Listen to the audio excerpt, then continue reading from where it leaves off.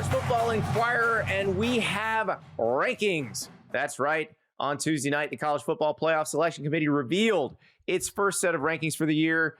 I am Andy Staples here with Stephen Godfrey and Ross Dellenger, and I'm just going to give Godfrey the floor to talk about how dumb this all is first, because I know that's how he feels. All right, okay. I feel that way too. Do it. I agree. All right, well, as the designated curmudgeon, everything that we're about to talk about has a sort of meta context to it, because the entire conceit of doing basically a fake ranking, a ranking where we don't have the complete season's data. We're doing this on a Tuesday night in early November. Other people are watching elections right now. This is designed for people in the industry to talk about it so we can all get our clicks, as everyone accuses us of, right? We've got to go, just doing it for the clicks, baby. This means nothing. We're going to have a conversation about this because we sort of have to once. But moving forward, unless there's a dramatic shift one direction or the other, we're just going to sort of shrug at this until we get to the final week of the season, which is the way this thing should be set up. That being said, Andy and Ross, if you put this bracket that came out tonight in front of me and said, these are the games you're going to have, it's fine. It's fine. Those are good games. There's some interesting things that could happen. Now, we're going to talk about some omissions. We're going to talk about some over-rankings, some under-rankings. I guess we're going to do this. We probably shouldn't. Andy, do you want to start with Miami and the ACC? I mean, like, some people deserve to be mad here, but again, I just want to. Let's start with this is for entertainment value only. Let's start at the top, because there was question about whether Indiana would be number one over Ohio State or Ohio State would be number one over Indiana. They picked Ohio State. I don't care. They're going to play in the Big Ten championship game. Yes. I do think Indiana probably had the better resume at this point. But again, we talked about it, the better win.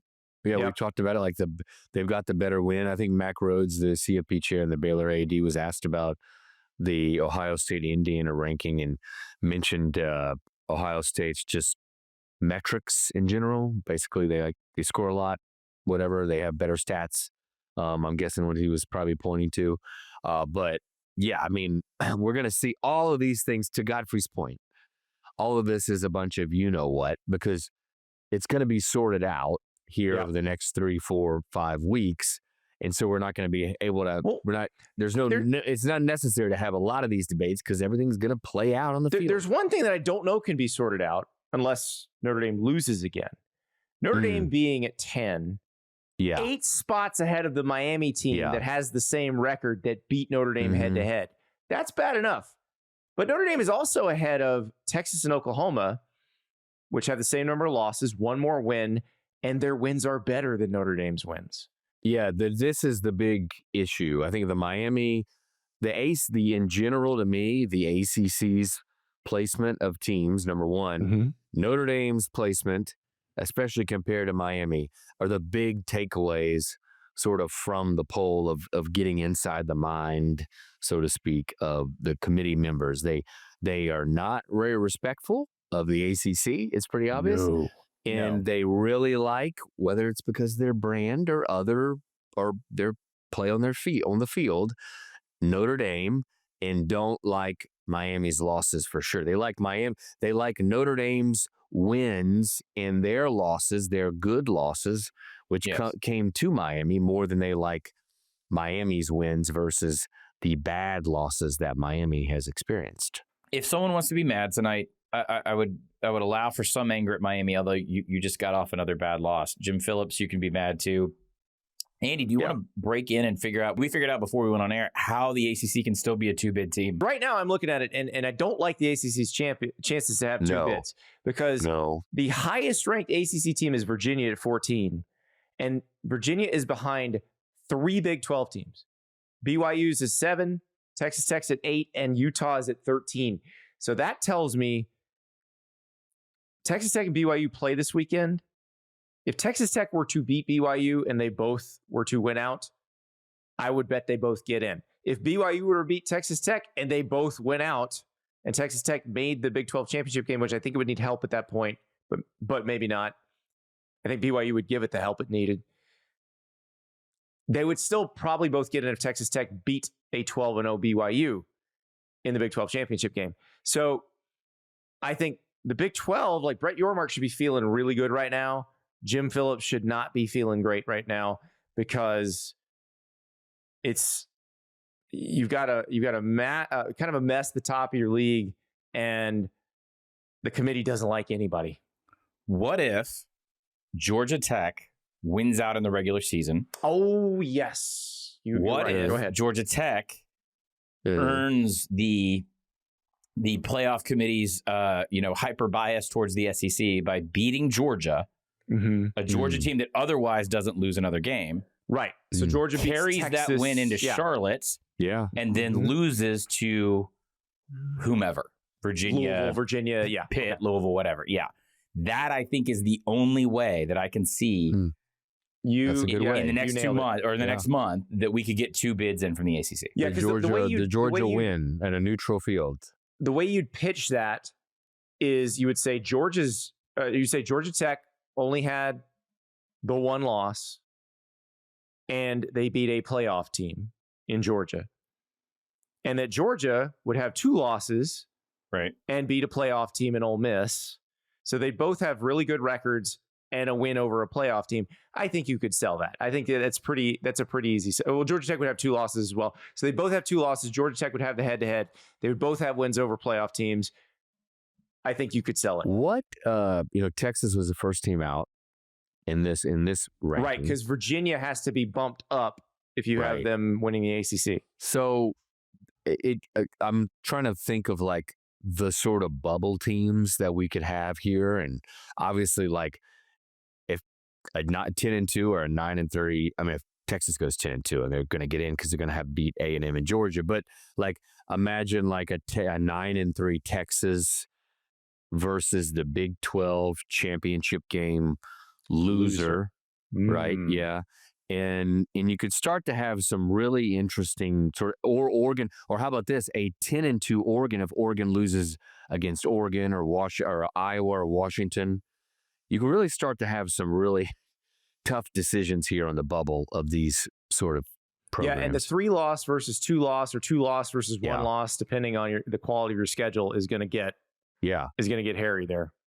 Yeah, very much so. And like you think about it, Texas would have, say they beat Georgia, and lose to A&M, or lose to Georgia and beat A&M. Their losses were two of their 3 losses were to beat top 10 teams probably. Yeah, and maybe top 6 teams. That Florida loss would be a killer. They'd basically and the Florida loss would be the tough one. Yeah, that would be the tough one to get over.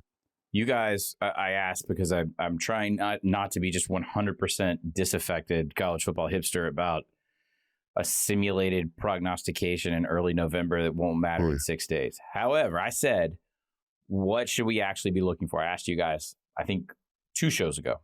And you said the thing to watch for is where the committee values the projected ACC and Big 12 champions against we'll call them the lower seeds or the lesser teams in the middle, in the pack for the SEC. You have a projected ACC champion at 11 in Virginia going on the road to Oxford, to Ole Miss. Yeah. You have... and that would be in the seeding. Like So Virginia would be the 11 seed, even though they're number 14, because it's the 5 highest ranked champs get in. That feels telling. That feels informative because that is essentially a referendum on the league as a whole. And technically, that doesn't mean it's the 6th seed from the SEC. It's the 6th best team. So you would have 1, 2, 3. I mean, yeah, this is exactly what you guys said, which was those 2 conference champions would lay somewhere in equality next to the 4th or maybe even 5th best teams in those other 2 in the Power 2. And so meanwhile, the projected 2 teams from the Big 12 championship game would be hosting playoff games. Yeah. Yeah. I mean, I don't think that's going to happen though. Right. I don't either. Yeah. Because I think that would be a huge victory for Brett road ahead. BYU plays at Texas Tech this week. Yeah. They get TCU at home the following week. And then they have to play at Cincinnati. So they have a tough road to get to the Big 12 championship game even. Yeah. It is. And how about one thing we hadn't talked about is like the G5 representative. There was no G5 team in the rankings, and people sort of were confused at first. And basically what will happen is just the committee will pick the best G5 conference champion. I mean, they'll extend the rankings beyond 25, and they'll keep ranking teams until they get to the basically the highest, the best G5 champion, which was I am willing to. I guess they told ESPN it was Memphis. Yeah, they put Memphis in there at 12. I'm willing to bet the American champ will be ranked in the final CFP committee probably ranking. you would think so, but I wonder what the gap is, and we don't know, but what the gap is between Memphis and, say, James Madison or Tulane. That's a good question. And Tulane and Memphis meet this week, so we'll have. Would we have to find that out, Ross, or they? The way you described it is that they would just go until they hit one, until right? They're not going to tell us. Yeah, they're not going to tell. It's just they'll extend the ranking in the room. They'll extend the ranking until they hit a conference champion. But it'll be interesting if they talk about that afterward. Yeah. So, Andy, to your point real fast, let's just say it's Memphis for the sake of this conversation at one loss, and they win out. They still have Tulane. They have Navy. They would also have another opponent in the American Athletic Conference champion, or American whatever the hell, sorry. Compare that to the teams at 20 to 25 who are going to take on more losses. I think you're correct. I think they will end up somewhere in the mid-20s if it's a one-loss American team that runs the table from here on out, which is what we're projecting. I mean, Mizzou plays Texas A&M this weekend. There's a chance they're out of this, or they're at 25. Washington still has to play Oregon. Pittsburgh has a tough remaining schedule. Pittsburgh is either going to rise or fall. Like, Pittsburgh could shoot up there too if they keep winning. Shout out Mason Heinschel, the freshman QB. I had some doubts and criticism of Iowa after losing to Iowa State. Pittsburgh has become the program least likely to be talked about this much as we go down the stretch, but it's going to, even in the one bid league, other than my tech manipulation, they have a lot of control of the board right now. They do. Yeah. They play Miami and they play Georgia Tech. So if they win, now their loss is to Louisville. So they need Louisville to keep winning. Louisville plays SMU. But then the other complicating factor for that is Virginia. Yeah. Virginia plays Duke. Duke only has one ACC loss as well. Remember, Duke lost. They lost to Tulane. They lost to Illinois. Yeah. And Tulane. Yeah. Yep. Duke, I feel like the Duke-Virginia game, the winner of that game will play in the ACC championship against probably Louisville, or we talked about Pitt a lot as well. But it's pretty clear, it's except for Godfrey's sort of scenario with Georgia Tech, upsetting Georgia, which very much could happen. I mean, we've seen faults in Georgia certainly this year. They went 8 overtimes last year in Athens. Yeah. Very much a different old-fashioned hate than it used to be. I kind of hate that they're not playing in Bobby Dodd on campus, and they moved it to the Dome. And come on, guys, never has 2 miles felt so far. It's a weird feeling. Like, I normally would totally agree with you, Ross. I think it's a financial move that makes a lot of sense for Tech. Yeah. And I get it. They did it for Notre Dame. They've done it for other schools. Like, they did it for Clemson one year. Mm-hmm. I don't love it either, but it's kind of acceptable. And I do think it's one way to make Mercedes-Benz really, that's going to be a raucous, insane environment. And it may end up being 50-50 with the it could be like a Florida-Georgia game crowd, or a Texas SEC championship crowd. Game type. So, sort of situation. And to Andy's point, I think it's less than actually 2 miles if you go the back way. I'm just going to Antico Pizza on the way, so I got you. It takes longer. I'll give you a better way down North Side to do it. Okay. This is all silly, and it won't matter in a week. But I always view these projections as, would this be a fun first weekend? Well, let's talk about that. Let's look at what the bracket would look like, and I think the answer is yes. So you have Memphis at Georgia. You'd have BYU hosting Notre Dame. You'd have Virginia at Ole Miss. You'd have Oregon at Texas Tech, which would be an absolute NIL. That's the one I was going to start with. The NIL first round bowl. Yeah, there's a lot of talent and a lot of the big money on that. On those teams. Let me ask you guys.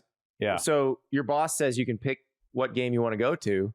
If these are the 4 games, I think I know you're either going to Provo or you're going to Lubbock. Which one are you going to? Well, I'm going to Lubbock. I'm going to go to 2 games, or try to go to 2 games like I did last year. Or go to a Friday night game. I think I went to the Better pray that Friday's not in Lubbock. Yeah, Oh, that's man. right. There's a Friday night game I went to last year with Notre Dame, and then I drove to Columbus, so that worked I out. did the same. So this one, the way this is situated doesn't quite work out. But the Friday night game is probably Memphis, Georgia, which is fine. Hour to the Atlanta airport, and away you go. And then, So I was going to ask Ross. That's right. I saw, I think Nicole Auerbach tweeted it out first. I saw from her that the times are locked on broadcast. The times partners. are locked. I was going to look at that now. But are they designated? Like, is it the 5:12 that's Friday night? No. I didn't think so. Bowls are locked into time slots. Right.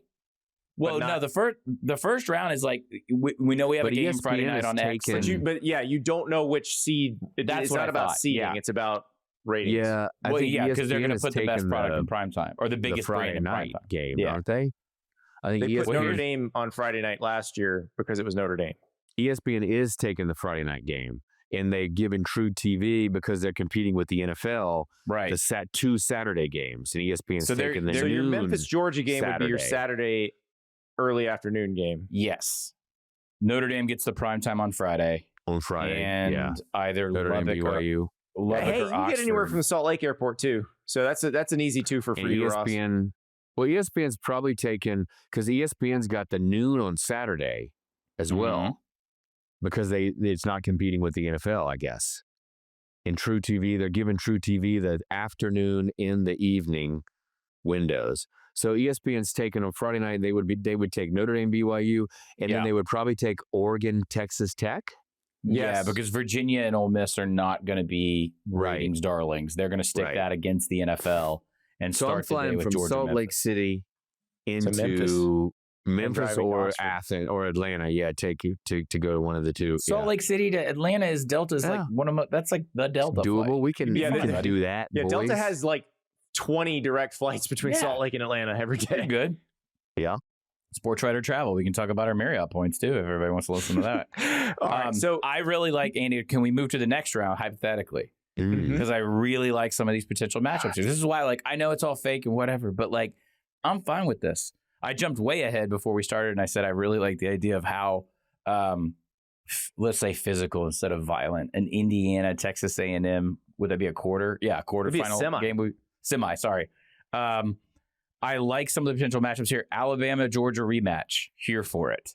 Okay, either Texas Tech or Oregon going to Ohio State. You would either get the rematch narrative with Oregon or a Styles and that's clash. in the Rose Bowl. What? Fancy that. Notre Dame, Indiana rematch. Think about how interesting that would be to watch. I know I'm talking a lot about rematches. I would be tuned in. I think we would all be tuned in to every one of these hypothetical rematches. And then whoever A&M got out of Ole Miss, Virginia, I think Ole Miss would probably be a little bit more entertaining from style of play. And not a game we saw on the SEC schedule this year. No, they never saw each other this year. Right. So Yeah. Good point. after playing each other, I think like 3 or 4 years in a row. So yeah, I like the potential here. I like what it sets up. I'm good with this. If we lock this in stone, I'd be fine with it. Same. Yeah, but the thing is, that's what I love about this, because it's going to flip around and we're going to get fun games. And I think the changing of the seeding rules, which again, let's point out to everybody, they have changed. You do not have to be a conference champion to get a top 4 seed and a bye. So the change in the seeding rules means you're probably not going to have the number 6 seed getting the most advantageous path. Although I would argue the number 1 seed does not get a great path here. Like Ohio State's sitting there having to play Oregon or Texas Tech in the quarters, and that ain't That's great. a tough one. I would And like then to Alabama, maybe. So we have talked pretty brazenly about the potential of devaluation of conference championship games this year, more because of the Big Ten championship, because it's going to be 1 versus 2. Yeah.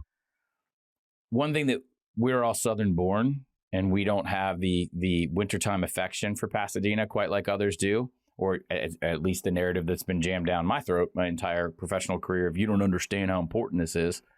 The sunset, Godfrey, the sunset. It's the sunset. We have to engineer an entire postseason around a sunset. I'm getting somewhere with this. Ohio State, Indiana is like the winner gets the Rose Bowl, right? Am I reading that correctly?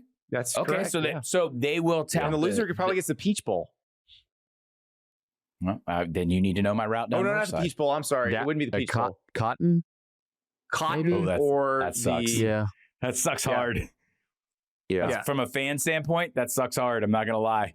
Because, like, I'll dunk on the Rose Bowl and Herb Street's nonsense all day. But, like, if it's that or it's January in Jerry World in the Arlington parking lot, you're going to want to go to Pasadena. Yeah. Yeah. The Orange Bowl is also a quarter this year. It's also that. Yeah. And the ACC champion is not going to be automatically slotted in. So somebody else is going to the Orange Bowl. Mm-hmm. No, it would be Bama or A&M in this instance hosting. Yeah. Or hosting, however we want to, whatever the nomenclature. I just got the transcript of Mac Rhodes' teleconference with the media, not the Q&A on ESPN. This is one where everybody gets to ask questions, not just Reese Davis. Holy crap, he danced around the Notre Dame thing. Are you ready for this? Here's the question. Just in terms of strength of record, strength of schedule, quality wins, Notre Dame has some edge in some areas, but quality wins certainly not. This is the question, by the way. How much do feelings and eye tests and the things that you guys see and believe while watching the games take weight in comparison to the actual data that might say otherwise? And here's how Mac Rhodes answered that. Mac Rhodes is the AD at Baylor. He's the chair of the selection committee. Yeah, I think we refer to it as an art and a science. I think the art is watching the team on film and tape and how good they are, how physical they are up front, offensive line, defensive line play, how good they are up the middle, their quarterback play, their skilled players, and certainly contemplating and looking at metrics.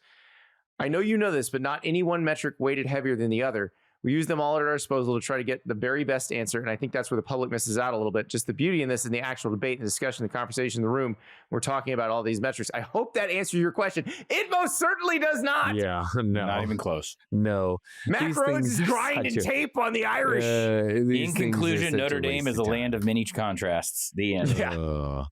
A whole show Dame just cuz. Think about how silly all of this is. We're asking questions at like a news conference, supposed to be like a serious news conference, about a poll that's put out that's supposed to, in a way, predict how the final poll will look in 6 weeks. It's absurd.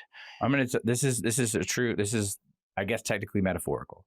Right? It's just occurred to me.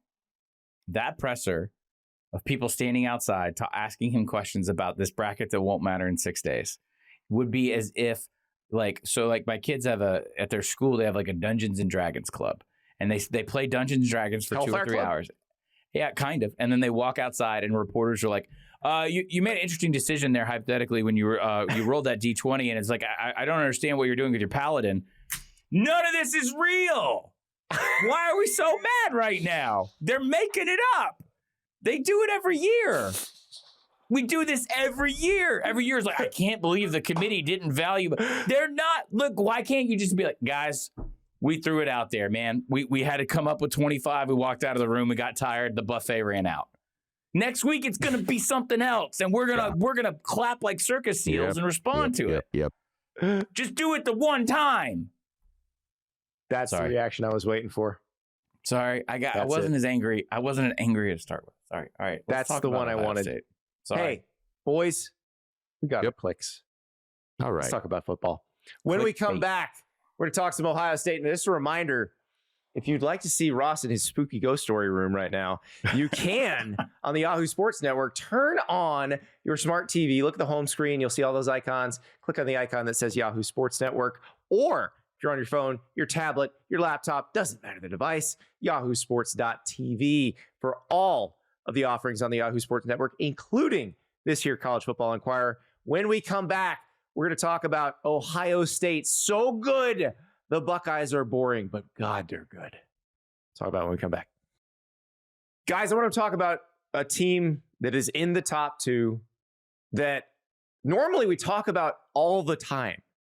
In a normal season, when this team is dominating and atop the polls, we talk about them all the time. I feel like we have barely talked about Ohio State this season because they beat Texas, and then the Big Ten schedule didn't really do them any favors, but they are just absolutely dominating everyone in their path.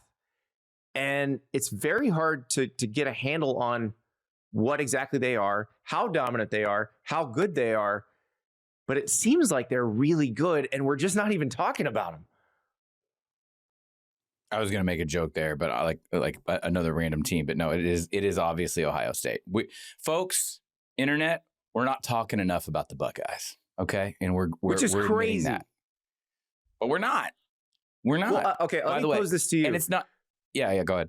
My co-host on On3, Ari Wasserman, has been asking this question for the last 2 weeks, and he was kind of kidding when he started, and now he's dead serious. Does Ohio State have the 5 best players in the country? I don't think the answer is yes. Oh, man. But I think the argument can be made definitely.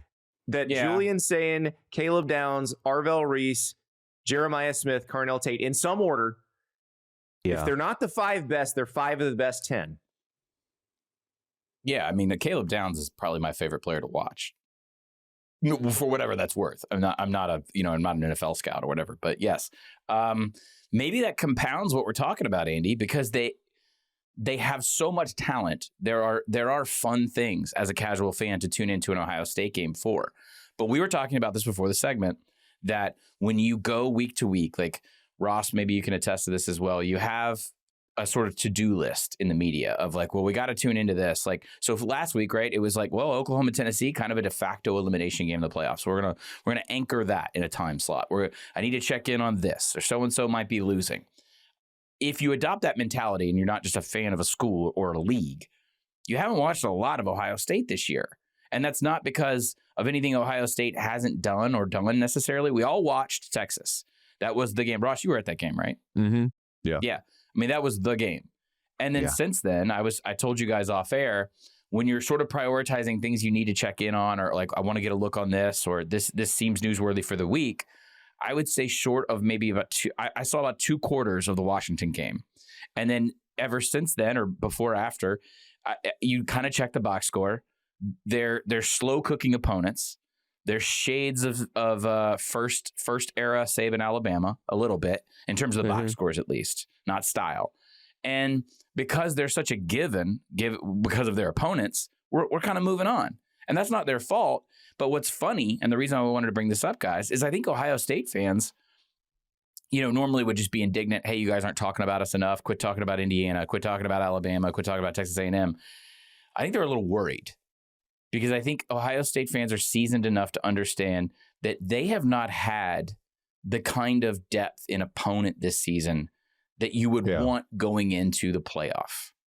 Haven't been challenged enough, Definitely. I mean, their best win right now is either at Washington or against Texas. I mean, the way that Texas has played and skated by, I mean, some might feel like their best one was going on the road to Husky Stadium.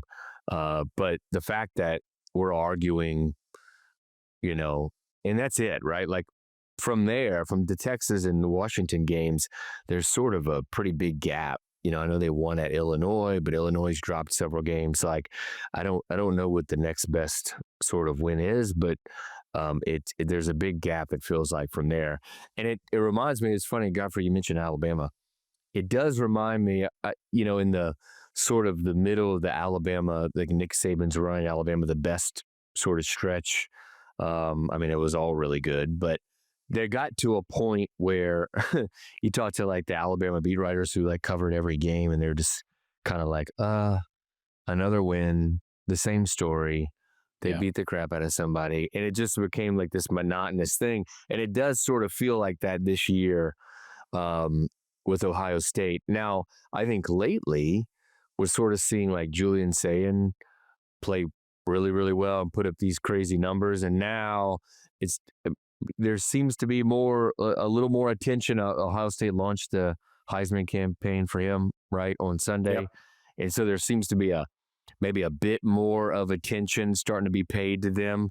But Andy, like off air talking about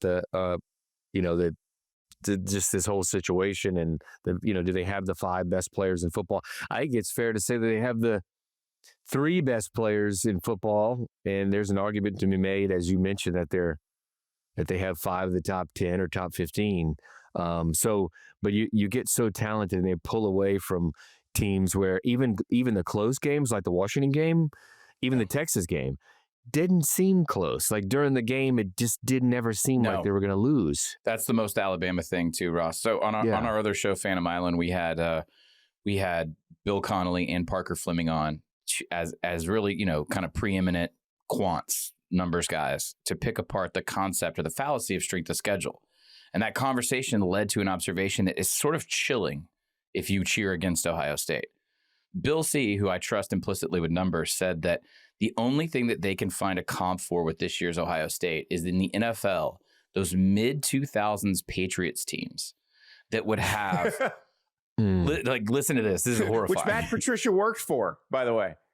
They would have such a terrible AFC East schedule where they had to play, like, this is pre-Josh Allen Bills, terrible Jets, right?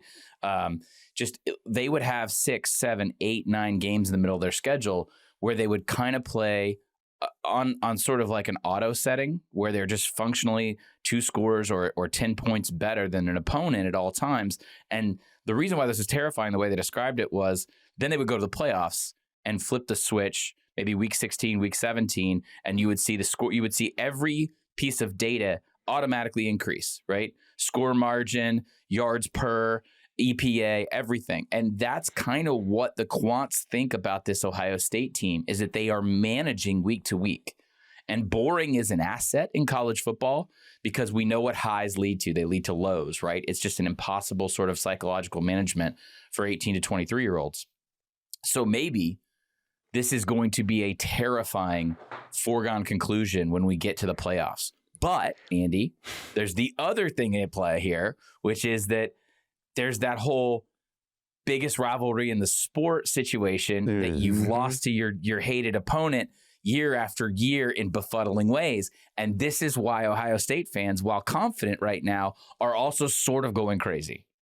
Well, that's what. So if you're an Ohio State fan, you're sitting here listening to this going, all right, that means we're going to flip the switch against Michigan. But you're also going to be like, what? Oh, God. Wait, last year happened too. Yeah. And the thing is, it is setting up in a way that we could have so much to talk about the week of the Michigan-Ohio State game, because Michigan's remaining 2 games before Ohio State are against Northwestern at Wrigley Field and then at Maryland. They will be favored in both of those games, probably by more than a touchdown. They will probably win both of those games. That means Michigan will be 9-2, playing for a playoff berth at home against Ohio State. And Ohio State will be playing to break the streak. They will probably not need the win, but they will need the win from a psychological perspective. Yes, Ryan Day would need the win. You could just see it coming, right? Second half, 1-score game, a rocking big house, snow flurries, whatever, 30-degree weather. And Michigan is like driving to tie the game or take the lead in the fourth quarter for a playoff spot on the line. It's too good, also, right? It's got to happen. That scenario, guys, wouldn't that be the best possible like resume for a 4-bid Big Ten?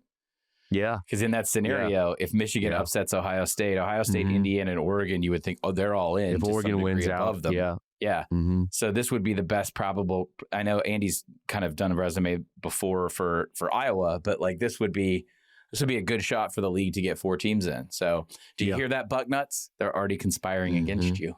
Yeah. They're already and probably take away a 5th or 6th team from the SEC, which is what it seems like maybe now is going to happen. I saw like the ESPN, even though I don't buy into the playoff predictor stuff, but like they had the percentage of chance for each of the SEC's like top 10 teams to make the playoff, right? They gave each team a percentage, and there were 6 teams at 48% or higher.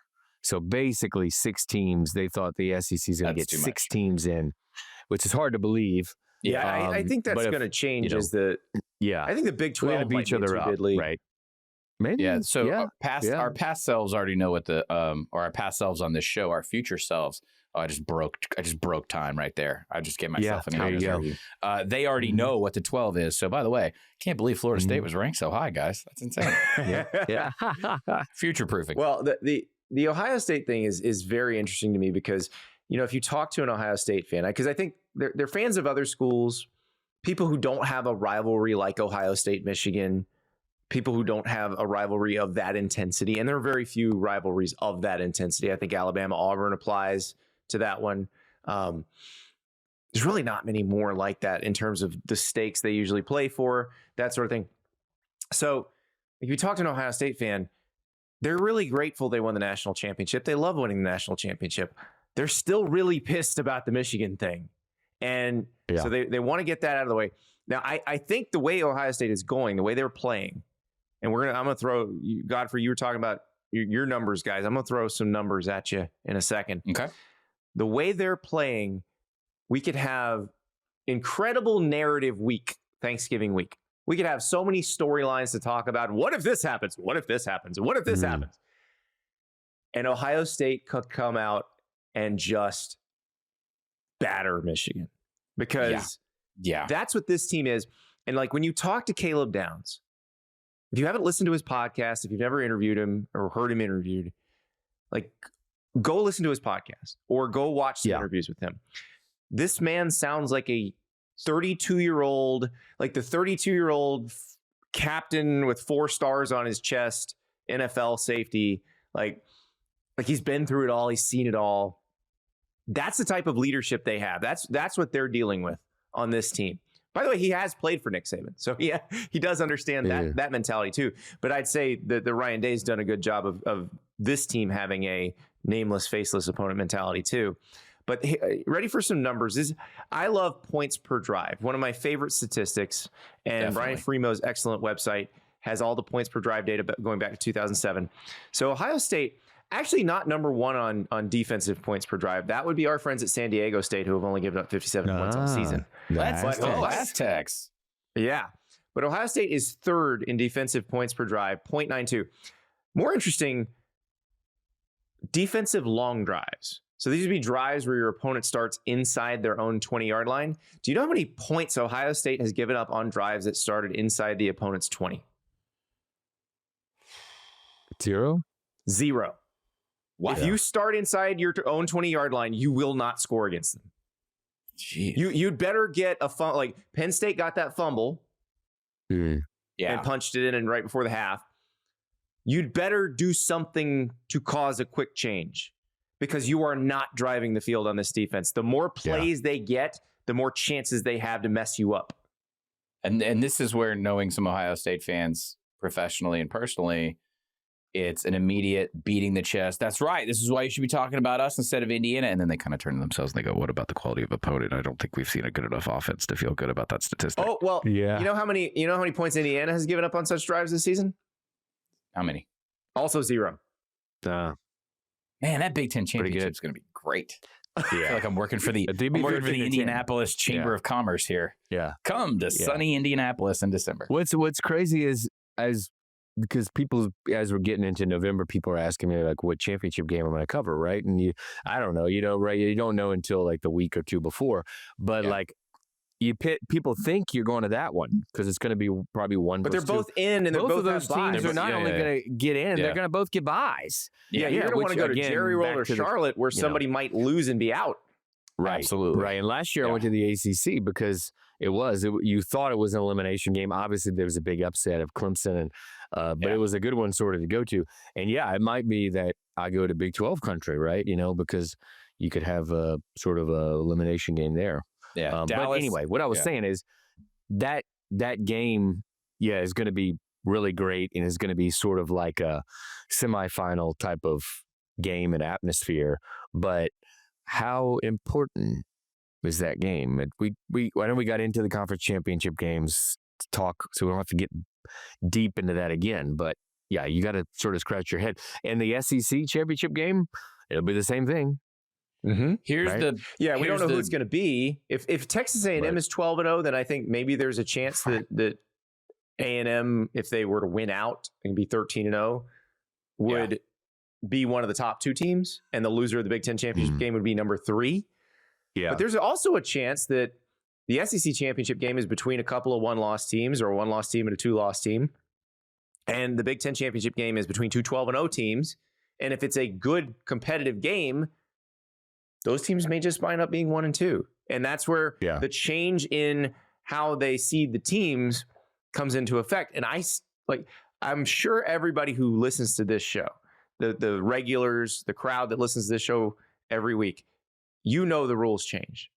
Your friend who talks to you about college football at work doesn't know that. Yeah. They don't know that yet. They're going to be in for a surprise. Yeah, I always go by the parents at my kids' school and the questions that I get for the parents who know what I do for a living. Yeah. If you're Ohio State, the silver lining of this drama-free conference championship weekend, to go back to the original idea here, is that you will have a consequence-free test of your prowess, which is what which is what all these Ohio State fans are kind of secretly wanting. By the way, I talked to a lot of Buckeye fans. When you started this season and you're an Ohio State fan, you saw Texas, monumental Heisman winning quarterback Arch Manning, Texas, right? In week 1. No, I'm serious. Like a really significant trap game in Seattle at the end of September. An Illinois team that we started the season talking about how, man, they were on the cusp of a playoff bid, right? And then, of course, you were having either number 1 or number 2 Penn State in Happy Valley to start November. So this was a balanced schedule that had an ebb and flow that Ohio State would want, both as a coaching staff and a fan base, where you've got some build, you've got some give. This felt like it wasn't going to be a sleepwalk. It has become a sleepwalk. So there are some financial and marketing implications on having these kind of meaningless conference championship games. But for Ohio State, provided they beat Michigan, and if they're undefeated going into Indianapolis, they will happily welcome a challenge in Indiana that doesn't punish them. Because this is also the defending national champion who started in the first round last year and is not afraid of that either. Well, and nobody knows better than Ohio State how dangerous the winner of the 8-9 game can be to the 1 seed. Like, because they were the winner of the 8-9 game last year. Yeah. And then they did horrible things to the 1 seed. Yeah. So they're not going to be surprised in that situation if that's where they wind up. But yeah, I'm very excited to see this. So I was at Ohio State Penn State in Columbus on Saturday, and it was one of those deals where we had to go for a sponsor, and the schedule was set well in advance. And people are like, "Oh, I bet you wish you hadn't gone to that game." I actually am glad I went. I'm glad I got to see this version of Julian Sayin because, if you watch the whole Texas game, they were protecting Julian Sayin with their play calling. They were making sure that nothing bad happened to him. They are now fully unleashing Julian Sayin, and Julian Sayin is really freaking good. There's a sequence in the Penn State game where there's a 3rd and 10. He is sacked. Like 2 guys have him dead to rights. And he ducks under both of them and uncorks a pass, scrambles to get the first down, then uncorks a long pass to Carnell Tate to score. And this guy, independent of having Carnell Tate and Jeremiah Smith, would be great. That he has those 2 is a cheat code. They've graduated him developmentally, Andy, as I look at the schedule, about as perfectly as you could. And that's the luxury that you get having all the things they have around him. And maybe we could, maybe in the offseason we can contrast that with Arch's development or someone else. Or Bryce Underwood. Like Bryce Underwood has had to do more. Yeah. Because they don't have as much around him. Yeah, absolutely. This has been, I could say it's a blueprint, but the blueprint involves having the most talented, deepest, almost like pseudo NFL roster possible. So it's not like everybody can just be like, oh, we're going to do it the way that Ohio State did for him. However, they've set him up essentially, like you talk about quarterback psychology and rushing guys and overexposure. He's coming along at the exact right time, and they are changing their playbook incrementally to the point where going into this back stretch, their offense will probably be the conversation before Michigan, especially against what they've got in Purdue, UCLA, and Rutgers. Yeah, and it's amazing watching him because when you saw him early in the season and they were kind of treating him with kid gloves, you thought, okay, that could be what holds them back in the playoff. Now it could be that he could be the thing that makes them utterly dominant. Yeah. Do you remember it was the first 2 quarters against Ohio, and then that middle block of the Washington game where it was like, oh, this is going to be a defensive led Big Ten champion Ohio State. Like they're just going to rely on that. Yeah. And now it's like they were staging him along. It's very obvious now. Yeah, it's he's like on pace for, as far as like completion rate, like, record stuff, I think. I believe, I haven't got the exact numbers. I mean, his completion rate, it leads the country now, I believe. But as far as a record, it's just insane. He's attempted 65 passes the last 2 games and has 9 incompletions. I mean, yeah, he's completing 80.7% of his passes. And it's probably going to go up. Yeah. It's pretty good. It's incredible. It's pretty good. Incredible. So, and hadn't thrown a pick since that Ohio game, September 13th, almost 2 months since he's thrown 23 TDs and 3 interceptions right now. So he's got statistically the best season a quarterback is having. I believe he's the only, he is just behind Tommy Castellanos at Florida State in yards per attempt. But Tommy Castellanos has fewer attempts, fewer yards, less than half as many touchdowns. So I'd say Julian Sayin probably having the best statistical season of any quarterback so far this season. And this is why I enjoy talking about this so much, is that statistically, when we take this idea or this feeling and we pull the emotion out of it and we're objective with data, there's no reason to be worried. And yet there's things that you because cannot of what happened qualify. last year. Last year was I don't think we're appreciating how monumental Michigan upsetting Ohio State last year was. They were 20.5-point underdogs. They'd lost 5 games. There was no reason for them to win that game. None whatsoever. No, they didn't target the best player on the field, but once or twice in the first half. I can't remember the stat anymore. Yeah, I don't think that's going to be an issue when his receivers coach is the OC now. No, I don't think number 4 is not. And the thing is, if number 4 doesn't get fed, it's because a team is trying deliberately to take him away, and then you've got Colonel Tate, Brandon Ennis. Yeah. Also, Max Clare, the tight end. They're going to, and I don't think this is a facet of Day's personality, and I don't think he buys into sort of the pettiness of this rivalry because he's experienced the short end of the stick so many times. They are going to run the score up if they can. They are going to emphatically beat Michigan if they can, if there is space. Nobody's kneeling on the 1. Yeah. That's why I've already booked my stuff to cover that game, because it does not matter who wins. There is a story either way. So it's going to be fun. It will be an interesting 59. If it's a 59-0 blowout, Andy, to your point, it will be an interesting 59-0 blowout. Yeah. And they will be tight on that sideline in the third quarter, even if they're blowing them out because of the baggage on their shoulders. There's an angle, man, no matter what, which we love in the media. Hell yeah. We're just here to tell a story. So beautiful. Yeah.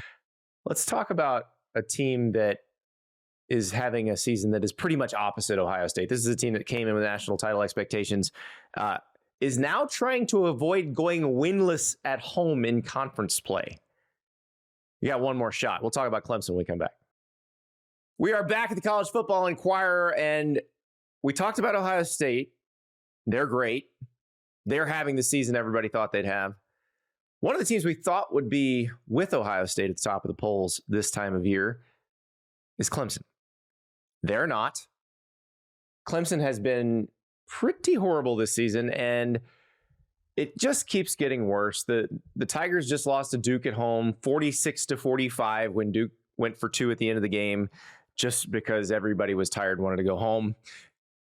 Clemson now sitting with 5 losses, Florida State coming in, and the loser of this game might not go to a bowl game.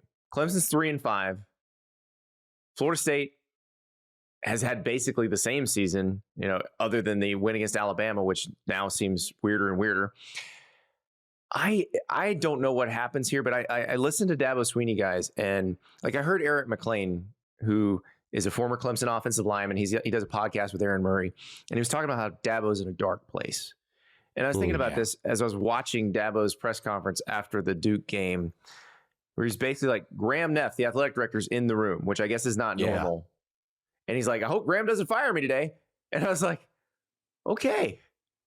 Yeah, he was. But then he's had all this other rhetoric during the season, like, well, they could just fire me. I'll go somewhere else. Yeah. Where is Dabo Swinney right now? Psychologically. That's I don't know that we can answer that accurately, but it is bizarre, some of the things that he has said. That one was the one I was going to mention, where in the press conference, pointing to the athletic director in the back of the room, and talking about getting fired or maybe getting fired. I think it's pretty clear we're gonna see some pretty big changes on Clemson staff, probably especially on the offensive side of the ball. I would have guessed that we're going to see, and the defensive side of the ball, which is terrible now. Yeah, that's right. They've not played well either. And so it's going to be, it feels like it's going to be a lot of changing. And it does feel like, there's from the powers sort of at BA Clemson, board booster people who have sort of stayed back for years because they've been so good and successful that, there's starting to be pressures there. And it's going to be a fascinating situation to see what happens. Like in no universe, I don't believe, is Dabo Swinney going to get fired this year from Clemson. But the pressures are starting to get to the point where if he's pressured to make certain changes he doesn't want to make, maybe that's where it starts to get interesting. And we have seen that from coaches in the past who have been at a program for years, right? Started to decline, were pressured, and then things really went poorly, right? And I can think of one of them was Florida State, who they're playing this week with Bobby Bowden. Well, I think the Dabo thing is so interesting because in that same press conference after the Duke game, he talked about 2010 and that being his most trying year and him thinking he was going to get fired after the loss to South Carolina and walking into Terry Don Phillips' office and Terry Don hugs him and says, "I believe in you." The thing, though, is Dabo did have to make changes after that year that he did not want to make. He had to fire one of the people he loved the most in the world, and Billy Napier, who was their offensive coordinator. Boy, I used to really put Florida fans in a blender back when they were, before they turned on Billy Napier, when they're like, but Dabo turned things around when he changed offensive coordinators. I'm like, yeah, you remember who he fired to do that? Billy. Yeah. Andy. But that's when he hired Chad Morris as the OC. Chad Morris, yeah. And that was the first step in Clemson's path toward becoming a national title team, is he hires Chad Morris. The following year, he has to fire Kevin Steele after that horrible Orange Bowl against West Virginia. Yeah, Kevin Steele, by the way, goes to the Nick Saban Witless relocation program and becomes one of the best defensive coordinators against that type of offense. Yeah. But he had to be fired at Clemson first. And Venables comes into Clemson. One Auburn booster away from being Auburn head coach, Kevin Steele, in 2020. That's right. Correct. Oh, yeah. Chad Morris was like the hottest offensive mind in the country for like 3 years, turned down Vanderbilt.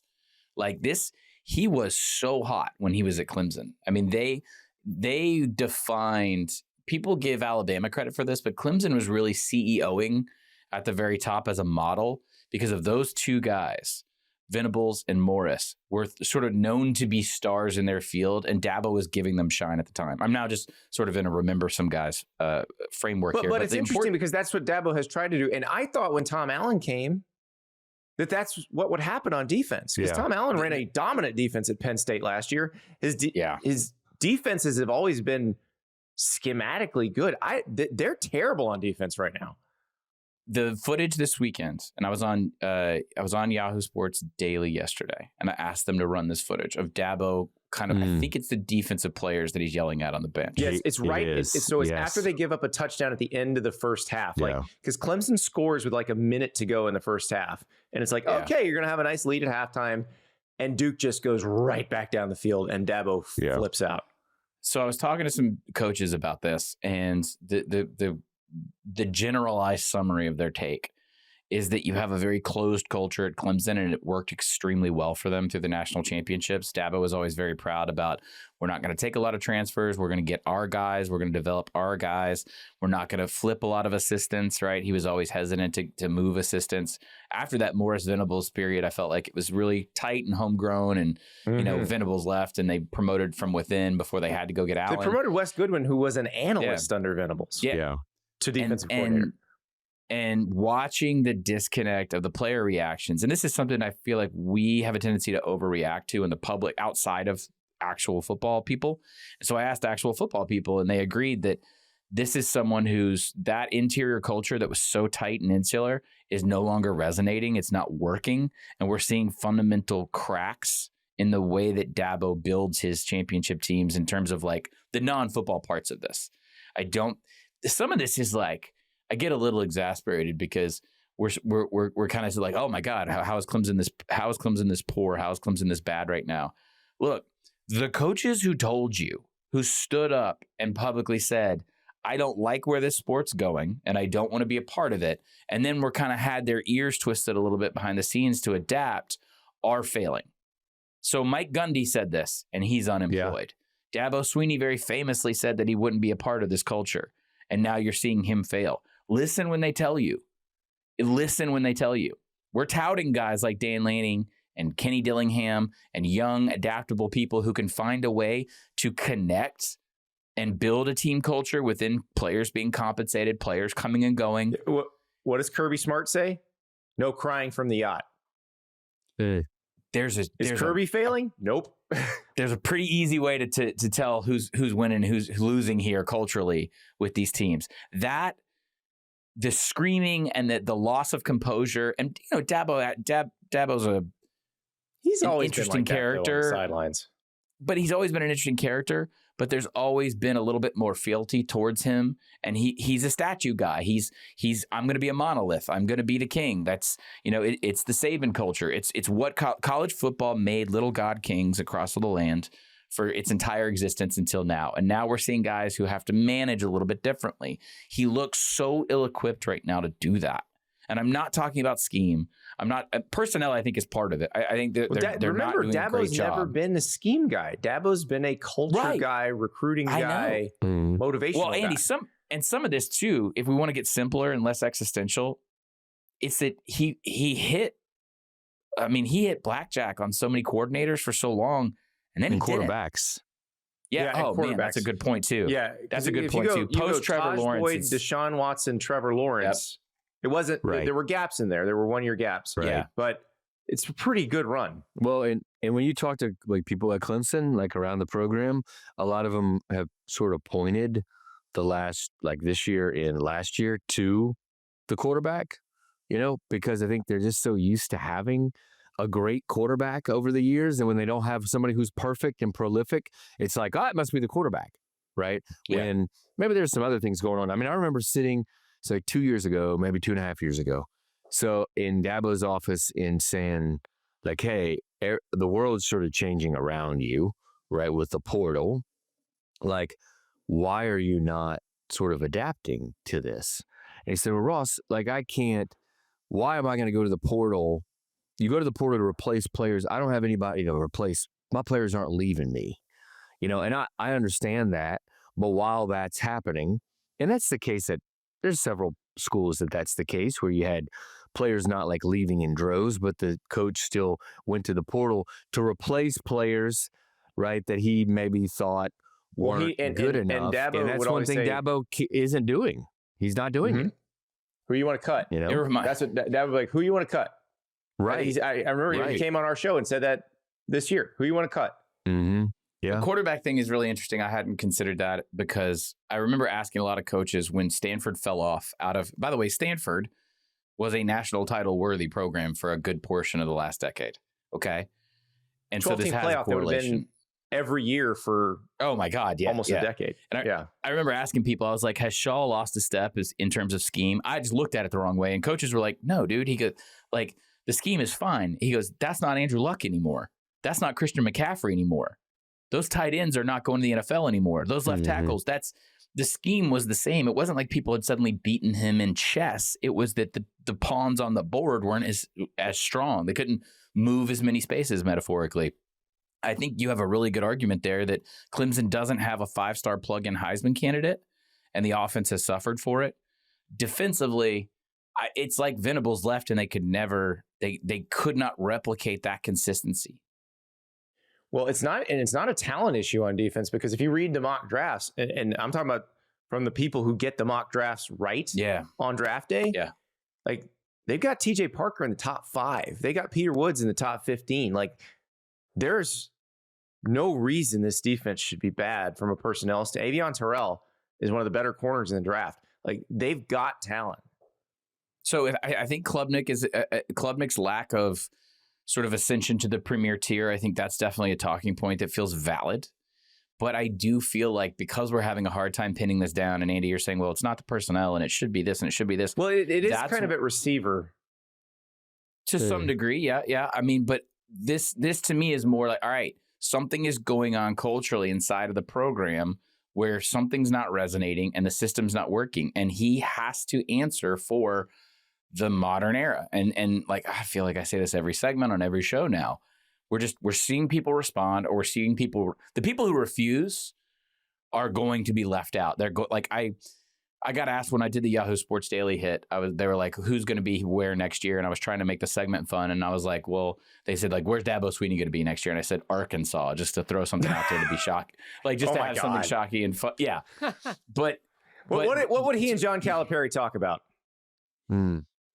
Either everything or nothing. I can't figure. You never know. I don't know. That might be that might be the buddy cop film that we didn't know we needed. Okay. Yeah. I did that because maybe he gets frustrated. He gets in a huff, Andy, and he decides to he kind of does the thing that Gundy thought he could do, but he never had enough equity to do, which is I'm going to go to the SEC and show how good I can be. Dabo does. No. Would Arkansas hire him? No, this is where I'm headed. Yeah. I did that for the segment, and I very loudly said, "Hey, this is for entertainment purposes only." I don't think that a sharp-minded AD or even a consulting firm right now is looking at him and thinking he wants to do what's necessary at premier jobs for premier championship programs. It seems like he's coming around to the idea that his style is dying off. He's having a harder time. One of the beauties of Nick Saban doing what he did was it was clean and it happened fast and it was quick. This is it. I'm done. I'm leaving. By the way, I'm leaving a playoff team. There was no 6-win season, but I see what's coming and I don't want to be a part of it. And Dabo hasn't done that. I'm not saying he should just retire, but in his office in 2017, he said, "I will leave before I watch it go down." Yeah. He said, "I will know before you do, and I will leave before I'll watch it go down."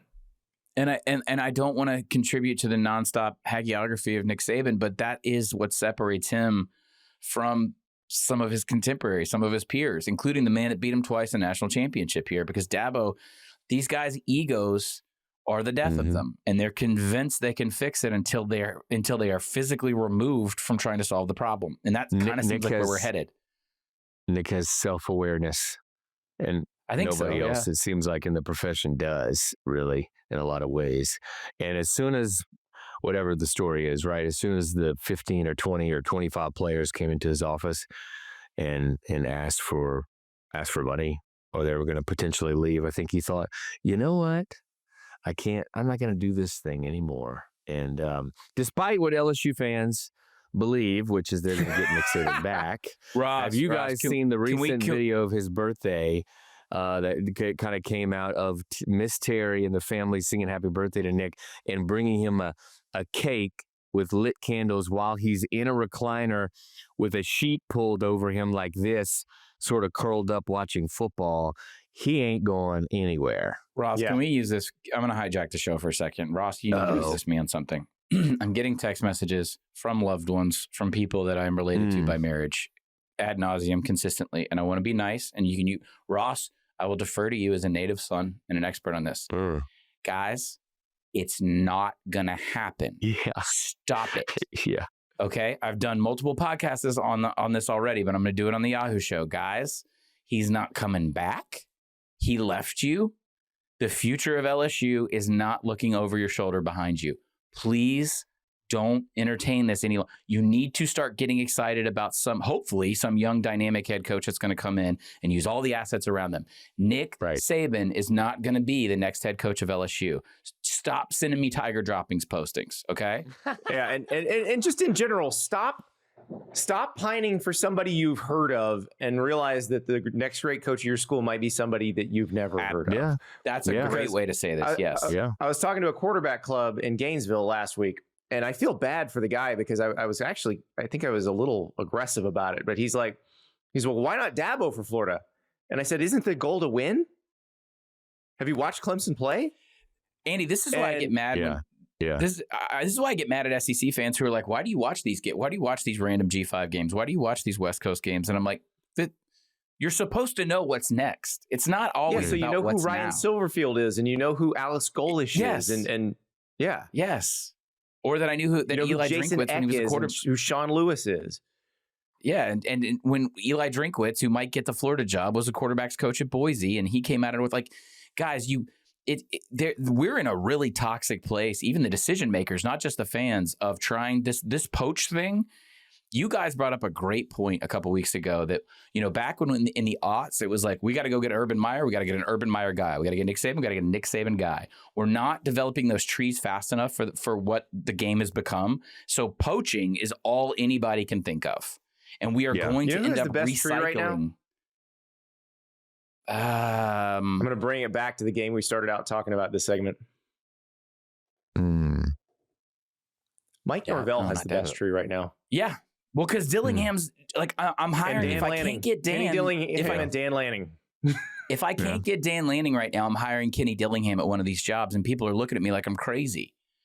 I would maybe be buyer beware in Baton Rouge right now, because apparently the governor is going to like install a guillotine over the coach's office. Like, things aren't exact. Like, freaking Auburn looks more sane. Auburn, Alabama looks more sane than LSU right now. It does. Okay. We have so much more to talk about. We got to talk about some games. We got to talk more about this coaching carousel. We will break it all down on Thursday.